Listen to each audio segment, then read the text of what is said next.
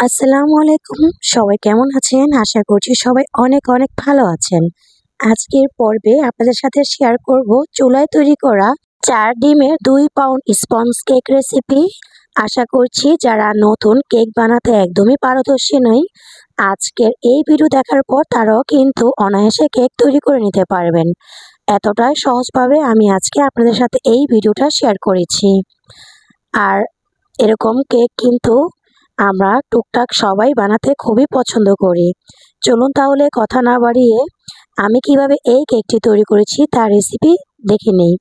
প্রথমে এখানে আমি ৪টা ডিমের সাদা অংশ নিয়েছি, আর ডিমগুলো কিন্তু একদম ফ্রিজ থেকে বের করে নিয়েছি আধা ঘন্টা আগে।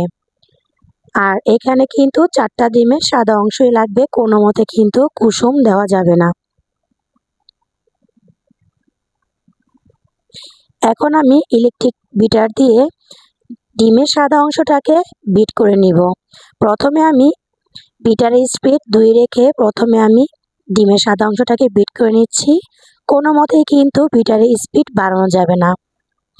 অনেক সময় আমাদের কাছে মনে হয় যে তাড়াহুড়া বা তাড়াতাড়ি করে আমি ফোমটা তৈরি করে ফেলি বিটারের স্পিডটা বাড়িয়ে, সেক্ষেত্রে কিন্তু এই কাজটা করলে পারফেক্ট স্পঞ্জ কেক তৈরি হবে না। এই যে এই পর্যায়ে এখন আমি বিটারটা থামিয়ে দিব। এখানে কিন্তু আমার সম্পূর্ণ ডিমের ফোমটা তৈরি হয়নি, কিছু কিছু ভিতরে পানি রয়েছে। আর এখন আমি এখানে চিনিটা অ্যাড করব। আমি এখানে ২ কাপ ময়দার জন্য চিনি করেছি ১৫ কাপ। একদম সহজ উপায়ে বুঝিয়ে দিচ্ছি। এখানে আমি ২ কাপ ময়দার জন্য ১৫ কাপ চিনি ব্যবহার করছি। আর চিনিটা কিন্তু আমি ৩ বারে দিব। অল্প অল্প করে চিনি দিব আর অল্প অল্প করে কিন্তু বিট করে নিব। একেবারে কিন্তু চিনিটা দেওয়া যাবে না। আর অপেক্ষা করতে হবে আমাদের চিনিটা যতক্ষণ না পর্যন্ত গলে নেওয়া যায়। কারণ যদি চিনিটা না গলে তাহলে কিন্তু কেকের উপরে ভিজা ভিজা ভাব থাকে, আর কিন্তু কেকটা অনেক সময় হয় যে কেক সুন্দর মতো ফুলে উঠেছে কিন্তু কেকটা কিন্তু ডেবে যায়। এইভাবে করে আমি এখন সম্পূর্ণ চিনিটা ৩ বারের মধ্যে দিয়ে তারপর হচ্ছে আমি ফোমটা তৈরি করে নিয়েছি ডিমের। আর এই যে দেখেন, যখন আমি কিছু একটা লিখছি সাথে সাথে কিন্তু মিলে যাচ্ছে না। আর বাটিটা যখন আপনি উল্টো করে ধরবেন তখন কিন্তু ডিমের ফোমটা একদমই পড়ে যাবে না। এর মানে আমাদের ডিমের মেরানটা একদমই পারফেক্ট হয়েছে। আচ্ছা, এখানে আমি আর কিছু ইনগ্রেডিয়েন্টস অ্যাড করব। এখানে যাতে ডিমের কোনো বাজে স্মেল না আসে এই জন্য এখানে আমি দিয়ে দিচ্ছি 1/2 চা চামচ ভ্যানিলা এসেন্স। এরপর এখানে দিয়ে দিচ্ছি 4টা ডিমের কুসুম। আর এখন এসেন্স আর কুসুমটা দিয়ে বেশিক্ষণ কিন্তু বিট করা যাবে না, এতে করে কিন্তু ডিমের ফোমটা বসে যাবে। তো এখন আমি ডিমের কুসুমটা দিয়ে ঠিক ২ মিনিটের মতো বিট করে নিব। আর স্পঞ্জ কেকের মধ্যে কিন্তু তেলের প্রয়োজন হয় না। কেউ চাইলে ১ টেবিল বা ২ টেবিল চামচ তেল ইউজ করতে পারেন, তবে আমি সবসময় তেল ছাড়াই কিন্তু এই কেকটা তৈরি করে থাকি। এই তো দেখেন আমি ২ মিনিটের মতো বিট করে নিয়েছি। আমি কিন্তু এখানে কোনো ভিডিও কাট করিনি, কারণ অনেক সময় বুঝতে আপনাদের অসুবিধা হতে পারে। এখন আমি বিটারটা অফ করে দিয়েছি আর এখন আমি শুকনো উপকরণগুলো নিয়ে নিচ্ছি। এইখানে আমি ১ কাপ পরিমাণ ময়দা নিয়েছি। আর এখান থেকে আমি ২ টেবিল চামচ একদম সমান করে আমি ময়দা সরিয়ে নিচ্ছি। আর যে ২ টেবিল চামচ আমি এখানে ময়দা সরিয়ে নিলাম, এই ২ টেবিল চামচের পরিবর্তে আমি এখানে কর্নফ্লাওয়ার দিয়ে নিচ্ছি। কারো বাসায় কর্নফ্লাওয়ার না থাকলে সেক্ষেত্রে ১ কাপ গুঁড়া দিয়ে করতে পারেন, কোনো সমস্যা নেই। আর এখন দিয়ে দিচ্ছি আমি ২ টেবিল চামচ গুঁড়া দুধ, টেস্ট বাড়ানোর জন্য সামান্য পরিমাণ লবণ। গুঁড়া দুধ না চাইলেও নাও দিতে পারেন, তবে দিলে টেস্ট ভালো আসে। এখন দিয়ে দিচ্ছি আমি 1/2 চা চামচ করে ১ চামচ বেকিং পাউডার। আমি আপনাদের সুবিধার জন্য ২ বারে দিয়েছি। 1/2 কাপ ময়দার জন্য এখানে 1/2 চা চামচ বেকিং পাউডার ইউজ করা হয়। এজন্য ২ বার করে আমি নিয়েছি, যাতে আপনারা বুঝতে পারেন খুব সহজেই। আর এখানে কোনো প্রকার বেকিং সোডা কিন্তু দেওয়া যাবে না। এখানে আমি ১ কাপ যেহেতু নিয়েছি এজন্য আমি ২ বারে দিয়ে নিচ্ছি। আর শুকনো উপকরণটা ভালো করে চালনিতে আমি চেলে নিচ্ছি। এইভাবে করে আমি ২ বার চেলে নিয়েছিলাম। তো এইভাবে করে ২ বার চেলে নেওয়ার চেষ্টা করবেন। আর এখানে আমি ডিমের মেয়ারটার সাথে শুকনো উপকরণটা একদমই আলতো হাতে মিশিয়ে নিচ্ছি। যদি আমি স্পিডটা একটু কম দিই তাহলে ভিডিওটা অনেক লং হয়ে যাবে। এমনিতেই কিন্তু ১৪ মিনিট উপরে ভিডিওটা হয়ে গিয়েছে। এত বড় ভিডিও কিন্তু অনেকে দেখতে পছন্দ করেন না। ময়দাটা কিন্তু আমি আস্তে আস্তে দিচ্ছি আর আস্তে আস্তে আলতো হাতে মিলে নিচ্ছি। আর ময়দাটা কিন্তু একদিকে ঘুরিয়ে ঘুরিয়ে মিলাতে হবে, কোনোভাবে কিন্তু এলোমেলোভাবে ময়দা মিলানো যাবে না, এতে করে কিন্তু ডিমের ফোমটা বসে যাবে আর কেক কিন্তু একদম স্পঞ্জ হবে না। তো অনেকে কি করে যে এইভাবে করে উল্টো পাল্টো মিশিয়ে নেয় আর হচ্ছে ডিমের ব্যাটারটা ঢেবে যায় আর কেক কিন্তু চুপসে যায়। আর আমি এখানে নিয়ে নিয়েছি 8 ইঞ্চির একটা মোল্ড, আর মোল্ডের মধ্যে একটা লেখালেখি কাগজ বিছিয়ে দিয়েছি আর এই কাগজটার মধ্যে সামান্য একটু তেল ব্রাশ করে নিয়েছি। আর আমি কিন্তু কেকের ব্যাটারটাকে একটু ট্যাপ ট্যাপ করে নিয়েছি, এতে করে কিন্তু কেকের মধ্যে কোনো রকমের লাম্পস থাকবে না। আর আমি চুলাতে আগে থেকেই একটা সিলভারের হাঁড়ি স্ট্যান্ড বসিয়ে 10 মিনিটের মতো প্রিহিট করে নিয়েছি। আমি যখন কেক তৈরি করি সব সময় সিলভারের হাঁড়ি এবং সিলভারের ঢাকনা ইউজ করি, এতে করে কিন্তু কেকের সুন্দর একটা কালার আসে। আচ্ছা, এখন আমি আপনাদেরকে চুলার আঁচটা দেখিয়ে দিচ্ছি। মিডিয়াম থেকে লো থেকে একটু বাড়িয়ে দিয়েছি। আর আমার এই কেকটা বেক করতে সময় লেগেছে 40 মিনিট। ওভেনে হলে হয়তো বা 10-15 মিনিটে হয়ে যেত। আমার কিন্তু কোনো রকম ওভেন নেই, আমি সবসময় চুলায় কেক বেক করি। আচ্ছা, এখন আমি একটা কাঠের সাহায্যে দেখিয়ে দিচ্ছি, কেকটা কিন্তু একদমই পারফেক্ট হয়েছে।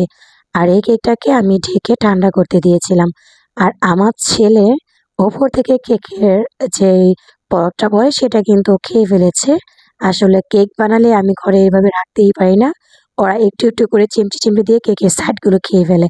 যাই হোক, এখন আমি এটাকে মোল্ড আউট করে নিয়েছি আর কেকের উপরে যে একটা পাতলা কাগজ ছিল সেটা আমি এখন তুলে নিচ্ছি। এই দেখেন, মাশাআল্লাহ, কেকটা কিন্তু অনেক হাইট আর অনেক স্পঞ্জ হয়েছে। এখন আমি কেকটাকে 3টা লেয়ার করে কেটে নিব, মানে 3টা স্লাইস করে কেটে নিচ্ছি। আর এখন আমি কেকটা ডেকোরেশন করব, এই জন্য আমি কেকের স্লাইসগুলোকে একটা সাইডে সরিয়ে নিলাম। আর এই পর্যায়ে এখন আমি কেকের ক্রিমটা তৈরি করে নেব। এখানে আমি নিয়েছি ইনস্টা হুইপ ক্রিম, আর এটা কিন্তু বাজারে অ্যাভেলেবেল, সবাই কিনতে পারবেন, কোনো সমস্যা নেই। যে কোনো মুদি দোকানে বা সুপার শপে কিন্তু পেয়ে যাবেন। আর এখানে আমি আহ, কেকের ক্রিমটা তৈরি করার জন্য এখানে আমি কেক ক্রিম নিয়েছি সর্বমোট 1.5 কাপ।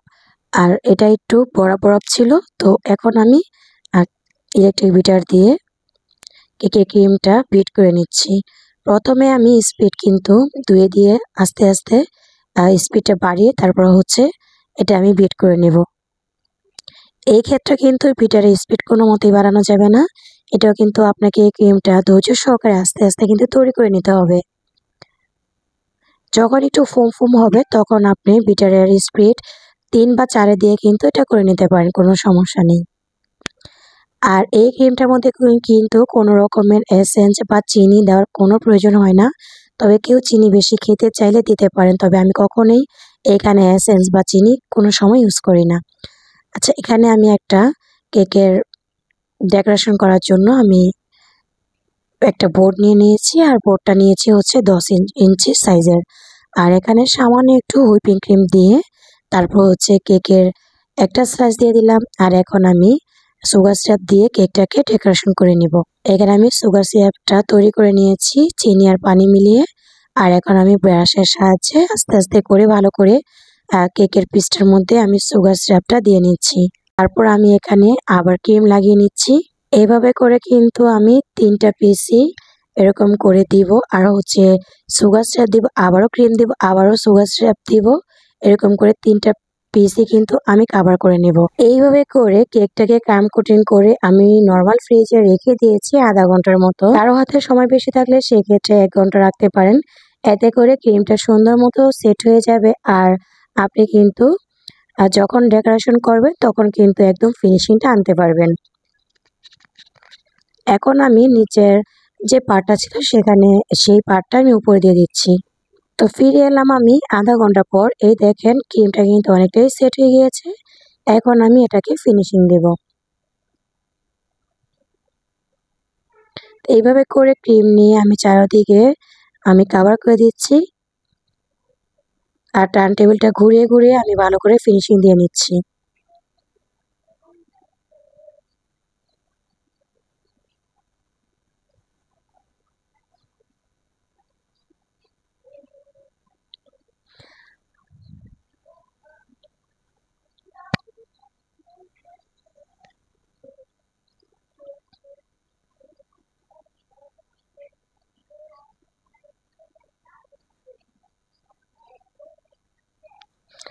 আজকের এই কেকটা কিন্তু 2 পাউন্ডের উপরে হয়েছে।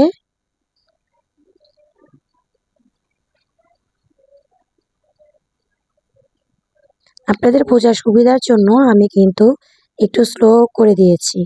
আর এখন যখন আমি পুরাটা ক্রিম দিয়ে কেকটাকে কাভার করে নিয়েছি স্ক্রাইবারের সাহায্যে, এখন আমি সাইডগুলো একদম স্মুথ করে ভালো করে এটাকে ফিনিশিং দিয়ে নিচ্ছি।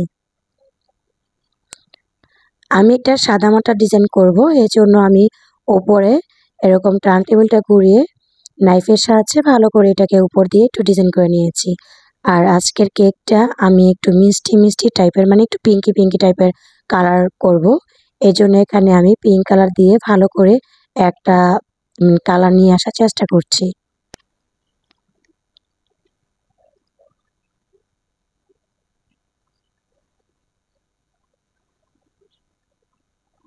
অনেক সময় হয় কি আমরা কালার মিশিয়ে বিটার দিয়ে বিট করি, সেক্ষেত্রে একদমই করা যাবে না। চামচের সাহায্যে আপনি কালারটা মিশাতে পারেন। যদি আপনি বিটারের সাহায্যে কালারটা মিশাতে যান, সেক্ষেত্রে কিন্তু ক্রিমটা গলে যাওয়ার সম্ভাবনা আছে।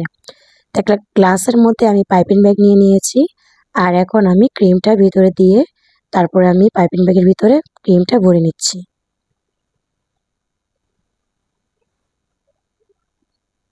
তো এই যে এখন আমি একটা একটা করে গোলাপ ফুল তৈরি করে নিব। এই ফুলটা তৈরি করা কিন্তু অনেক সোজা, যে কেউ কিন্তু পারবে, এতটা সোজা।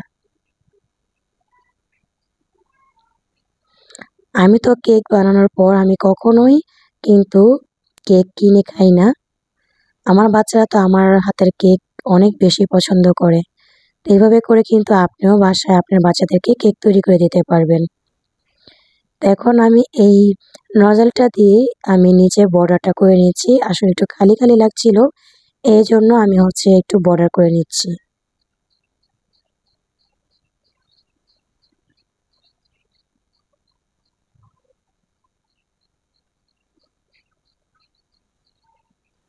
আর উপর দিয়ে আমি একটু করে পাতা শেপে একটা নজল দিয়ে আমি একটু পাতা দেওয়ার চেষ্টা করলাম।